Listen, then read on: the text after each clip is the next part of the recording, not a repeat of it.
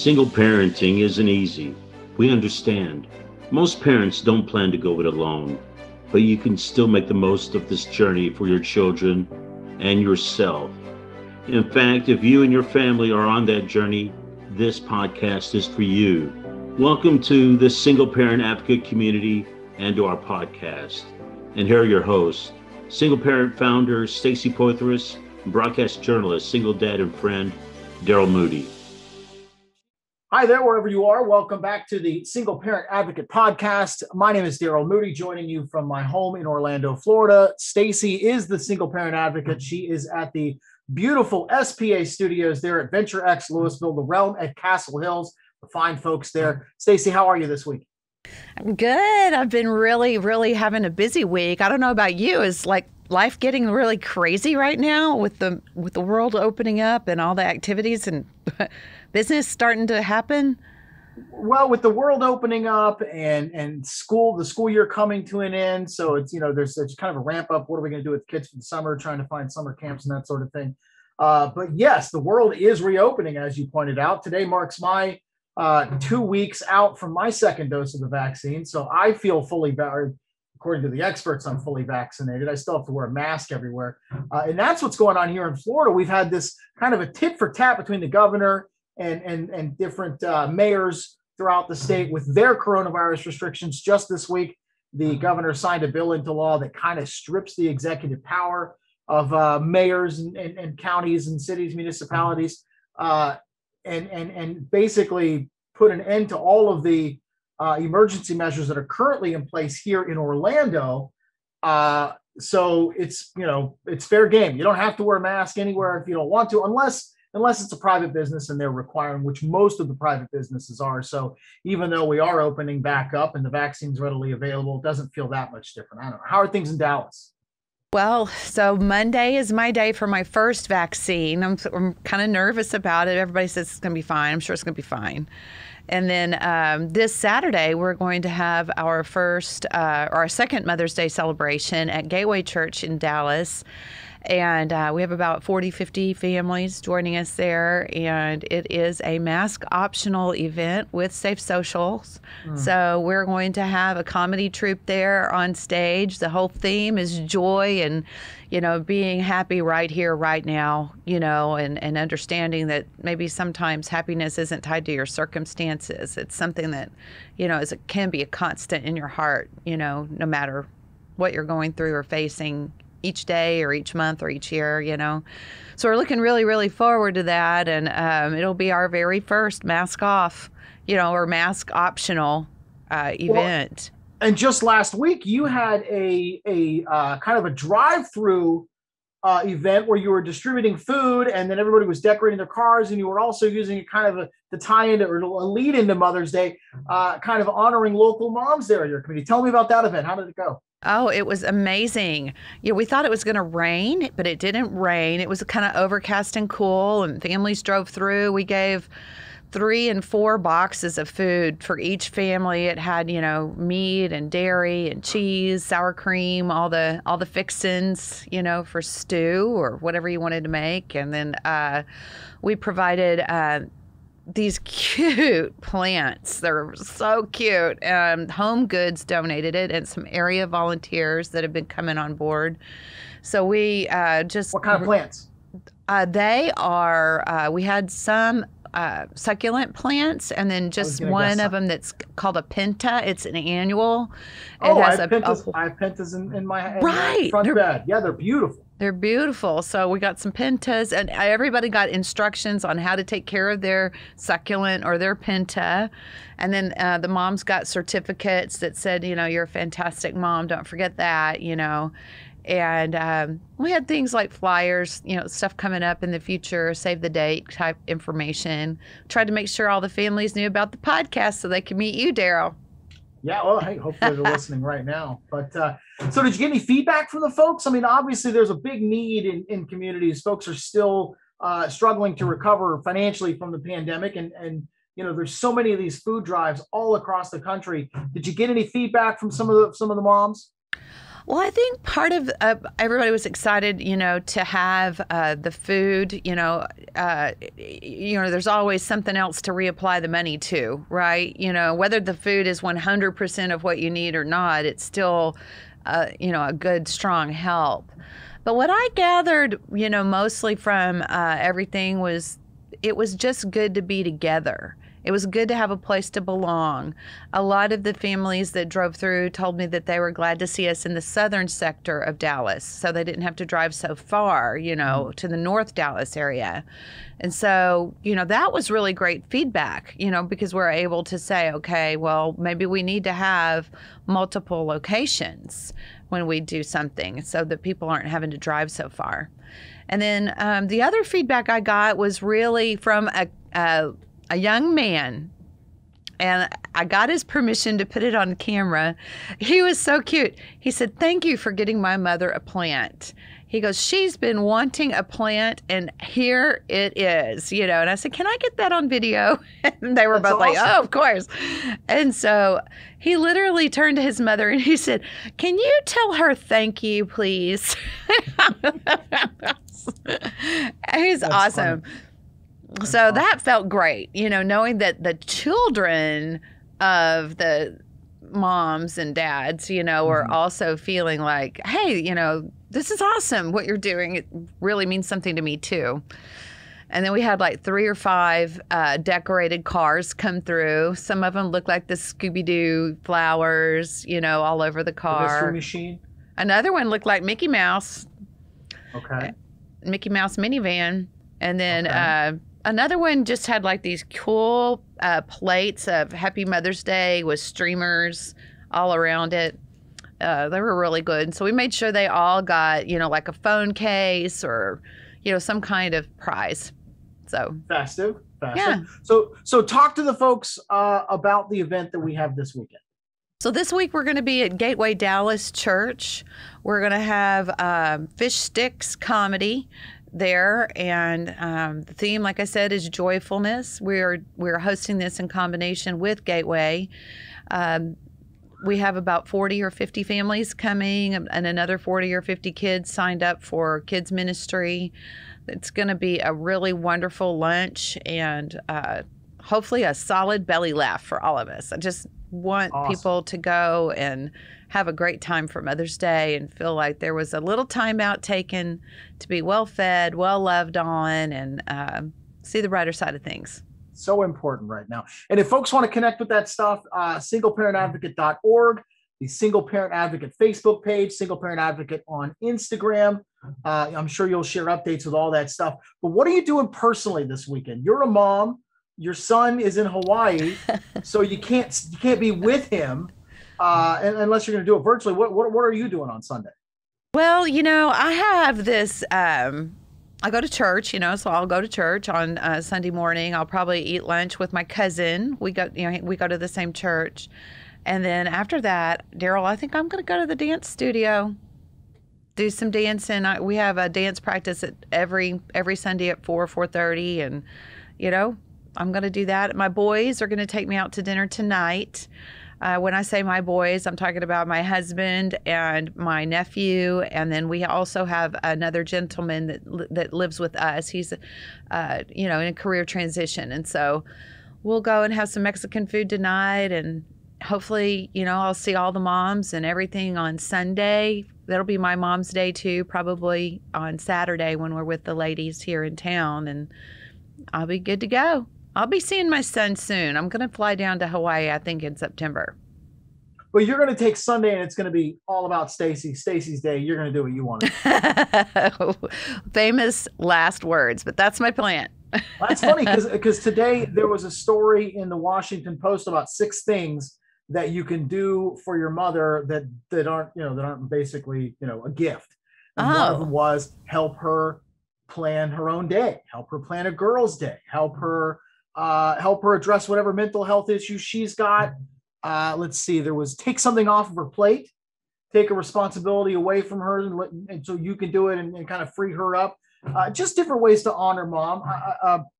So for me personally, I have my kids this weekend, but with Mother's Day being on Sunday, the day is all about my ex-wife, so I need to make sure that the kids spend some time with them. So what I'm going to do is I'll take them to their mother's house in the morning, and I already promised her. I said, since we can't give you breakfast in bed, I will pick something up on the way to your house. There's a diner that she loves that's right there by her house, so we'll pick breakfast up for her.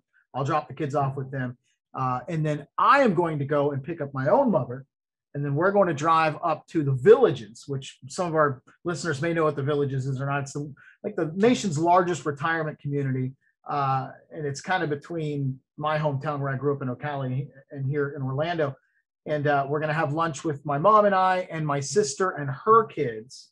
And then in the afternoon after lunch, my mom and I are going to go visit my older half sister, not her biological daughter, but she's been in my sister's life longer than her own mother was, because my father's first wife died of ovarian cancer. I think it was when my oldest sister was 13, I want to say.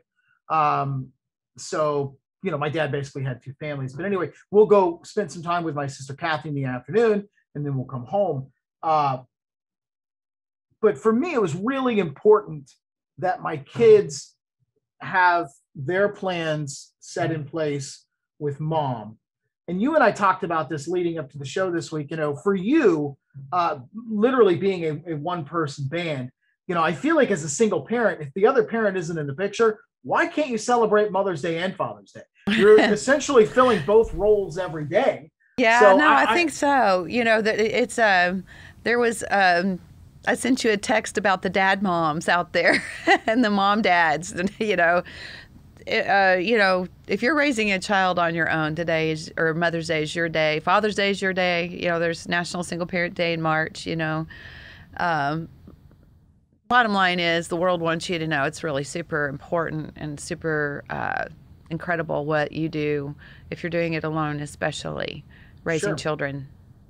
But for me in my situation, I while I appreciate that, I am only serving both roles half the time. We equal shared custody, my ex-wife and I. So, I certainly don't want to take that away from her. Now, I get lucky for Father's Day because not only are the kids with me on that weekend, that Sunday, Father's Day Sunday, is also my oldest daughter's birthday. So she'll be turning 8. So it'll be our day together, and we'll do something special. But my son was born around Father's Day too, But, I always thought it would be interesting, to okay, well, this is an interesting dynamic, not to take away from Mother's Day. Okay, but maybe this is a nice segue. Like for me, because I had so much negativity around and hurt, maybe, inside pain I didn't really want to bring up, I would just avoid Father's Day and just make it all about my son's birthday all weekend long, because it was just too much to deal with, having an absentee co-parent, and I had my own dad, and I loved to call him and everything, but Father's Day weekend was always about my son's birthday. It wasn't too much about Father's Day until I started serving families, Well, you got lucky in that respect. So, you didn't have to focus on the negative of, dad not being around to honor on Father's Day. So you got lucky there. But you and I were talking before we went on about something a little heavier. And this is kind of a serious subject that we really should address here. And this is parental alienation, and you've got just a really terrible story of this.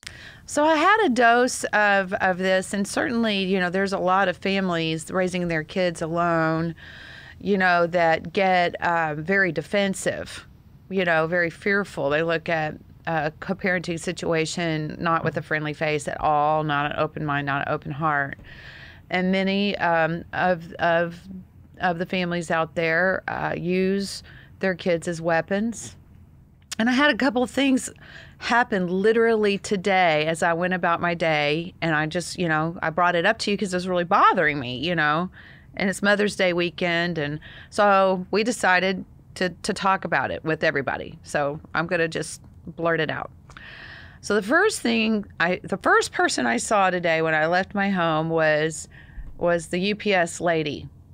And the UPS lady, you know, I go in to see her to mail a box of items to make sure that it was like returned mail to a client. You know, I do advertising, and so I sent this to the client. I asked her how she was, and she said, "Oh, horrible." And then she proceeded to tell me about how her 16-year-old biological son is in the hospital for mental wellness concerns, and her ex and the boy's father would not communicate with her about it. She had no idea how he was doing. He had been missing for, you know, at least half a day. And, you know, there's just no regard for her care, or, you know, no text, no, hey, you know, call the hospital yourself. I put your name on the list, you know. And certainly I can think that there are situations that, you know, happen where people feel like that they need to keep their child safe from the opposite parent. You know, there's all kinds of abuse and things that went on, but, you know, I don't know what her situation was, but I saw that mother dying inside, not knowing how her child is, not having anybody willing to tell her, and losing sleep, you know, the full weeks of sleep, you know. And, you know, she's remarried and has another son, but it doesn't take away from what she cares about, you know, her older son. And so that was encounter number 1 today, Daryl. And then encounter number 2 today, I was, you know, working, went around to the ladies' room and saw somebody walk in, and she was very, very distressed. And I said, "Are you okay?" And she was okay, but then, you know, proceeded to cry. And it turns out that there's another, like, a person who, okay, is the baby mama of her boyfriend or significant other, and the baby mama is bringing the heat on to that couple, you know. And these are all complicated dynamics, you know, like you can go, okay, well, if you're raising a child as a baby mama and you're having to deal with your ex and his girlfriend, you know, we just talked about that last week, you know, where your ex brought in a new gentleman into the dynamic. So I just looked at these two moms, whether it's a mom or a stepmom, right, or a baby mama, you know, there is so much at stake, regardless of where you stand on the map. And so much fear, or maybe pain, or maybe defensiveness. Well, and the real tragedy of these situations is it's the kids that suffer. You know, you've got these dynamics where you've got, you know, former spouses or you know, baby mama and baby daddy, and they don't get along, they don't like each other, they use the kids to punish each other,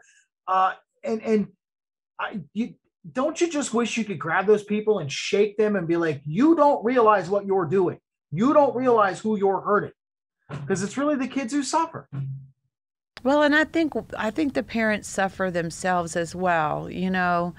I know for me, you know, I mentioned that I'm the pot calling the kettle black, so there's no judgment here. You know, I hid from Father's Day, you know. Now, I didn't have anybody to argue with because he wasn't around, and that's, you know, I still had that fire in my heart, like, I'm not at peace with this day, you know, and I just, you know, I have to confess it, you know. And I think on Mother's Day and Father's Day, you know, all of that wells up, you know. And so how can we be at ease? How can we celebrate Mother's Day and Father's Day, and instead of bringing all of that up to the surface, and maybe one of the ways we celebrate is we put that in a parking lot for the day, you know, or for the weekend, and just say, you know what, I'm going to be more cooperative. I'm going to be more kind. I'm going to be more tolerant. I'm going to be more communicative. Like the gift I give is going to be peace, or it's going to be non-judgmentalism, or it's going to be, being livable. Just like maybe that is the best gift someone could give. For me, my default when trying to wrap my head around that sort of situation is what's best for the kids. I mean, if I'm being honest, I have no desire to honor my ex-wife for anything whatsoever other than giving birth to my kids. But it's important to instill that value in my kids so that they will do that when they're adults, and they'll it'll become an important part of their life. So while I may have my differences with my ex-wife, I'm trying to think of the kids first and foremost. Because like I said, if it were up to me, I'd send her a lump of coal. But I want to instill these values in my kids. So it's why I'm making a big deal about it now, and we'll continue to make a big deal about it every year, so that you build those habits in, and then they'll kind of continue them on their own. That's what you're hoping for. For me, if I were in that situation, but as you said with the FedEx lady, you don't know why her ex-husband doesn't want her in this. Well, yeah, life. and I don't want to disregard the fact that there are times when there's dynamics, and nobody knows the whole story, and even Sondheim wrote in his play, Into the Woods, no one is alone, like there's always two perspectives or 12 perspectives, and everybody's got, people who mostly identify with them. So, learning how to get along when your perspective about what's right and what's wrong, learning how to rise above and being able to recognize someone else, even though you don't agree with them, or because maybe some of the things they do are good for others in your life, like your children or like the community. And so recognizing the whole person versus walking around with, oh, it's all about me, they wounded me, so they're bad. Well, they might be, y'all, bad for you. You guys might be yes, I almost said y'all. I know, I see it, Daryl. Almost said it. I'm a Texan. I say y'all. I'm not going to fault you for saying y'all. You're a Texan. It's a safe place, Stacy. Don't worry about it. So anyway, but yeah, you could be not the best mix for each other, but that doesn't mean each person is 100% bad. Oh, absolutely. I mean, you could be a great mother and a terrible spouse. I mean, you can be an outstanding parent and a lousy partner. And it might be that you're not a lousy partner for everybody. It's just a oil and water thing with things. Or maybe sometimes there's just too much water that came under the bridge, or somebody got sick, or somebody passed away, or, somebody got an addiction, like there's all different things that lead down the road to being a single parent, a single mom, for sure. And, I think that's my gift for Mother's Day, is for me, to myself, is I want to honor the day. My mom is in heaven. She died before she turned 50. And then I have a wonderful stepmom who I already called, and we had a wonderful long talk the other day. And I asked her, I said, how can I bless you for Mother's Day? And she said, this is it. It's this conversation. That's like, awesome. We've had the longest, most detailed conversation than we've had in a long time. And I'm so glad to hear from you. And, and my brother lives near her, and I'm sure they'll go out to eat and have a great day. She loves to play golf, and, so, but. It's so funny that you should mention that. I'm just going to jump in here, because I was talking to my kids. We're driving home from school the other day, and one of my oldest one was complaining about this girl was her best friend for the last few years, and now they're not friends. And, and she's like, well, Daddy, will you be my best friend? And I'm like, not right now. No, not at this stage in the game. No, I'm not your friend. I'm your dad. And I tried to explain to them, I said, you know, if I do my job properly as a parent, you and I will be friends as adults. Right. Because we'll have a good relationship. But unless I establish and maintain those boundaries now and you know, give my kids the best presentation of myself, you know, we're not going to be close later, because, you know, we may have a falling out in adolescence. And then when you decide that you're an adult, well, you know, take a hike. I don't want you in my life. But the message that I tried to explain to my kids was that, you know, my responsibility as your parent is to be your parent first and to rear you properly. And if I do that properly, we'll be friends naturally. So, you know, that, I mean, maybe that helps somebody. I don't know, that, you know, raising little kids, you know, we're kind of figuring this out as we go. Your son's older, so you've already been through the challenges that I'm talking about. But yeah, that's the way I look at it, is, you know. Well, I already told you, you know, I was the helicopter parent. You know, I wanted my baby, you know, right here. I was always, you know, I would have loved to have been his best friend, but my son was always very social. And, you know, we had no problems with that. He was always out and about and making good friends. And I was like, wait. But, you know, they grow, they fly well before they're adults. And well, learning those different balances at each different age is beautiful, because whole new chapter. Oh yeah, and you know, you want. It's so funny. My old man was the king of one-liners, and one of the ones he used to tell me all the time when I was a kid, and I didn't understand it till after he was dead and gone, was choose your friends. Don't let your friends choose you.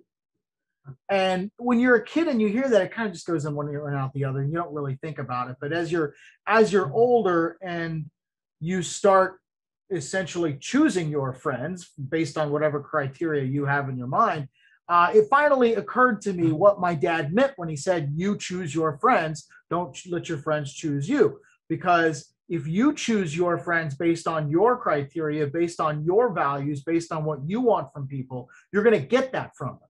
As opposed to, oh, well, all the cool kids want me to go hang out with them.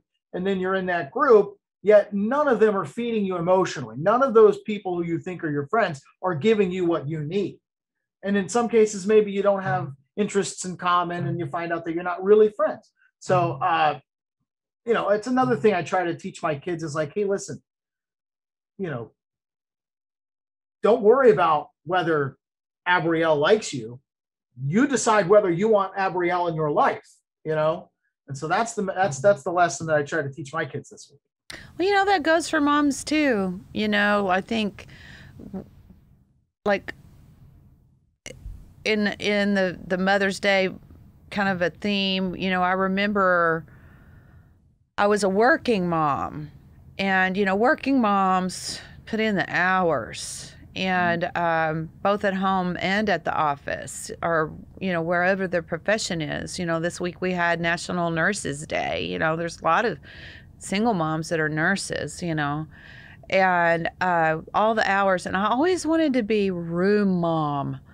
I was so impressed with the room mom in my son's class. And then I was always so impressed with the Cub Scout mom. Those are two different kinds of moms I always wanted to be. And I just didn't have what it took, you know. I didn't have the kind of time to organize, or maybe not even the personality, you know, that I needed to have in order to round up all the other moms to, you know, do whatever we were doing in the classroom, field day. So basically, because I fell in the working mom category and not room mom or Cub Scout mom or theater mom, all the other kinds of moms were off the table because I was working mom and single mom, you know, and that took up all of me, you know. You know, and I think this would be a great subject matter to do a whole show on, just the managing of your own expectations. And I would imagine in that situation, you know, you probably feel a little bit inadequate as a parent because you're so busy keeping the lights on. In my case, working 2 jobs. In your case, working multiple jobs. You know, you're so busy with the minutia of keeping your family running you don't have time to reach out to the other moms and say, hey, let's organize a canned food drive for the kids' class, or, you know what I mean? Oh, it was crazy. Like, selling popcorn for the Cub Scouts, or, all the different projects, the soccer games, and the musicals that we needed to go to, and the fundraisers for other people's organizations that, they would want me, and they would try to support Single Parent Advocate too. It was always a good exchange. But, moms these days are under so much pressure. And I know dads are too, dad moms and mom dads, I'm not leaving them out, or grandparents raising their grandkids, or aunts and uncles, or, there's so many people that just have the love in their hearts to bring in a kid or a child or a teen and raise them when something went wrong, or maybe something went wrong in the child's life too, where they needed to be removed from the home. So I just, no matter what kind of mom you are, I think it's so difficult to accept that you are enough just as you are. And what you're saying is so right. So I always want to be everything. We want to be all the kinds of moms. We want to always, no matter what setting we're in with our child, band mom, But the truth is, Stacey, as single parents, we just have to accept that, there are going to be situations where we can't compete with a stay-at-home mom. She has the time to coordinate all that stuff, and we just don't. Yeah. So I think, we've hit a couple of really good topics today. First of all, know that this day, Mother's Day, is super important, and the community and the world wants all moms, especially single moms, to know that they are recognized, that their hustle and their bustle and their work is so important, no matter what the complications are, right? There might be arguing back and forth for other reasons that, are hurtful, really hurtful. And if we could all just take a deep breath and put it on the parking lot, it all will blow over. And let's just celebrate motherhood. Let's just make it possible for somebody else to have peace and celebrate motherhood. And then the other thing I've learned is, so what if you're not the best soccer mom, band mom, super mom, homeroom mom, all the different kinds of moms that are out there, Cub Scout mom, theater mom. Whoever it is out there that you're comparing yourself to is a wonderful mom, but you need to look in the mirror and know that you are really wonderful for what you're doing too, especially if you're raising a child alone or multiple children alone these days. For sure. And traditions. Daryl, you brought up a boatload of traditions, and passing the tradition of honoring our parents down to the next generation. It's so funny, and I'm sure you experienced this as a single parent. You have your friends that have their things that they're into. You have your kids, like if your dad hunted, you grow up hunting. You know what I mean? Whatever in many cases, whatever your parents' hobbies were, they bring you up around that, and then those become your hobbies. For me as a single parent, I feel like every weekend that I have my kids, I am kind of learning as I go, what are we going to value? And for me, because of where we live, my kids and I, we take beach trips all the day. We're an hour away from the beach. So we go to the beach all the time. I didn't grow up going to the beach all the time. It was weird, So, and as a single parent, when you're married, mom and dad have to come together and agree on what hobbies you're going to instill in your kids. You know what I mean? Whereas as a single parent, you don't have anybody to tell you, no, you shouldn't take your 5-year-old kid to the NASCAR races on the weekends because it's not really kid friendly. You know what I mean? And I don't take my kids to NASCAR races, but I mean, for us, we go to golf tournaments and sporting events and things like that. So I am, over the last 3 years being separated and divorced from my ex-wife, I have really enjoyed learning what I want to do with my kids and what I want to grow up doing with my kids. You know, we talk about golf and how important that is in my household. We talk golf, we play golf, we watch golf, we go to golf tournaments, you know, and I'm hoping that in 15 or 20 years, I'm going to have, you know, 2 little golf course rats that are going to always, you know, always be playing golf and always have a bag of clubs in their car. And that's going to be important to them. But they're not going to be rats. They're going to be young ladies. Right. But rat is a terminology for somebody. You ever heard of the terminology gym rat? Yeah. Yeah. Gym rat's always in the gym. Well, I would love it if my kids were always at the golf course. I would love it if they were constantly working on their swing, constantly working on their putting game. You know, so when I say rat, I mean like just a kid that hangs out at the golf course and you know, just I want to bring my kids up in that environment. You know what I mean? Because it wasn't that important for my dad growing up to play sports with me. He was you know, golf is another thing. You know, single moms, or I would say single moms for me for sure. You know, my hobbies have always been singing and dancing. You know, my dad and my stepmom played golf. You know, and so let me ask you: Did you instill a love of the arts in your son? And if so, how? Okay, so, you know, I tried to do man things with him. It's kind of funny. I was like, okay, so you need to play soccer, or, you know, I didn't want cool with football for some reason. I just, you know, I didn't want him to like break his collarbone or anything like that. So we played soccer, which could be just as dangerous. So then I was soccer mom for a while, and then, you know, we had the Cub Scouts. I mentioned that. So I was Cub Scout mom. And then there was a golf group that I because my dad, my family, we always lived on a golf course. Like, you know, even if it was just a municipal course, we were always really close when I was growing up to a golf course. And him and my stepmom were always playing, you know. So, you know, I took Chris to a driving range where they had a program for young adults and got him involved in the golf thing. And it was one of those deals, Daryl, where I had to drop him off and then go back to work. And then when it was over, get there to pick him up. And I would always involve him in the golf, and whether it was the men's group at church going golfing, you know, and inviting the boys of single moms, you know, I would always sign him up.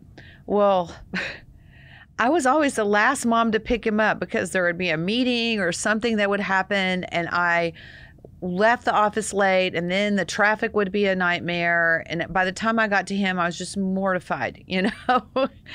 And so the things that went well were music, because that's what I knew how to do. And I, like, in our home, you know, I could buy a guitar.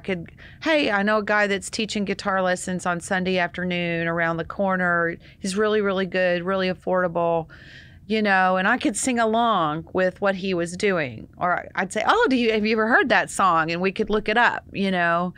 And then naturally, because I was on stage, you know, at my church or wherever with you know, not big roles or anything in my life, but, you know, I would dance or sing in a chorus. And so, you know, he would too, you know, and we would be there together, and it was really good. And that was one of the best gifts I could ever have from my son, whether it was Mother's Day or not, was time together, and that coming home and talking about what happened, you know, and just a fellowship, you know. Well, I was going to say, when it's something that you have a passion for, you know, it's fun for you to do. So it's kind of a double whammy, if you will, because it's fun for you because it's something you enjoy doing, but then you're also sharing it with your son, which makes it fun, you know, just a different kind of fun. So, you know, that's awesome. I'm glad that you were able to do that. Oh yeah, we had years and years of that, and you know, I'm looking forward to. I think my Mother's Day gift to me this year is the confidence in knowing I'm going to get to see him, you know, in September. And you're going to get to go to Hawaii to do it. Yeah. So tomorrow's a big day. Maybe my Mother's Day present is my COVID shot, so I can go see my son. Well, good. Yeah, that's awesome. Exciting.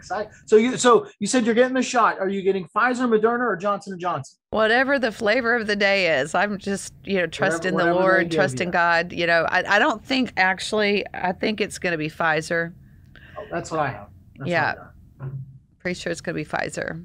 Do you have any concerns about physical reactions, being sick the next day, that sort of thing? Well, since I actually had a light case of COVID back in November, I'm pretty sure I have the antibodies. Okay. I know that I've been without COVID long enough that nobody has a concern, so it's been So you're going to be like super duper immune. I'm going to be the like virus. having some kind of halo around me. I love it. I love it. So, but I do encourage everybody out there to, do their research, and definitely don't do something you're not comfortable with. I personally, I'm in a position where I go to events, both professionally and with Single Parent Advocate, and it's my thought that I want to be super responsible to make sure that I've done everything I can to be safe, and when people are around me, they're safe too. Yep. Good stuff. Speaking of being around you, Stacy, let's tell the folks about the event on Saturday again. Okay, so this Saturday we're going to be at Gateway Dallas, and it's going to be a brunch, a lunch event with families that have registered, and Fish Sticks Comedy. It's a co-hosted event between Gateway Church and Single Parent Advocate. And so, yeah, we'll have lots of pictures and things. There's a lot of people that always ask me, how can we support your events, And so if you're interested in sponsoring a mom or a family for Mother's Day, and you were unable to really be involved or to volunteer, it's a busy time right now, I know, for many people around me. So you can hop online and underwrite some of the work that we're doing with these families that are already registered, and it's at singleparentadvocate.org/donate, and we have a donate button, and we also have a PayPal link, and we and the families truly appreciate your help. We're moving into preparing for Father's Day and back to school this fall, and we have boatloads of kids and families to get school supplies for. And but really, we really want our parents and our families to know we believe in you. We want to empower you to turn around and in turn empower your kids. And to all the moms out there this weekend, whether you're a grandmother, a dad mom, a mom, stepmom, sister mom, whatever kind of momming you do, it's important. And the way you do it, you just do what you do. Don't compare or think that you're not enough. And try to lay things aside this week and honor the role and the tradition of honoring our parents. I think that's really the best message for today, is how can we honor our parents, and how can we teach our kids to do the same? That right, is Daryl? a powerful closing thought. I love that. Yeah. I love that. Well, that's our show for this week, folks. Thank you for joining us. If you've not subscribed to the Single Parent Advocate podcast, I strongly urge you to do so. That way you'll be the first to know when our new episodes come out. Stacy, thank you again. I'm in awe of what you do. I love being a part of this show. I hope tomorrow is a smashing success, and I hope you get all kinds of turnout. So we'll talk to you guys next week. All right. Bye, everybody. Happy Mother's Day. Happy Mother's Day, moms out there.